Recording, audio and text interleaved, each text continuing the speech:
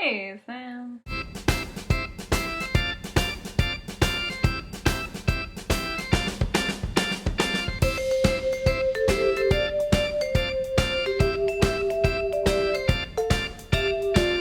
So it's been a while since I talked to you. I feel like every time I do sit down to make a video like this, I always say that because it always has been a while, but whatever. So I promised I would tell you about this guy in the last video, but I was talking to one of the girls that met this guy with me, and she was like, you shouldn't share his name on the internet. And I was like, we have searched long and hard for this guy, and we can't find him. So I'm pretty sure he already gave us a fake name, but I'm just gonna give him a fake name right now, protect his identity, which is probably already protected because I couldn't find him.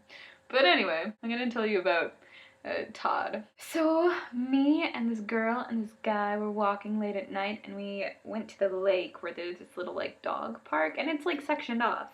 But this girl saw this man floating out in the water at like 10 o'clock at night in an inflatable like floaty thing, fishing, and then he started coming out to the dog park, not because of us, just because like it was cold. So she went up to go talk to him, and I tried to grab her to, yank her back from talking to a stranger at 10 o'clock at night. But he got out of the water and she went up and talked to him, and she's like, hey, and he's like, hey.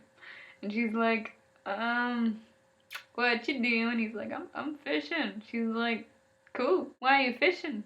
He's like, trying to find this fish. She's like, oh, what fish? And he's explaining this to her. And she's like, so why are you fishing tonight? And he's like, oh, I had a bad day. I needed to relax. I got into this like fight with my boss, and I accidentally sexted my daughter.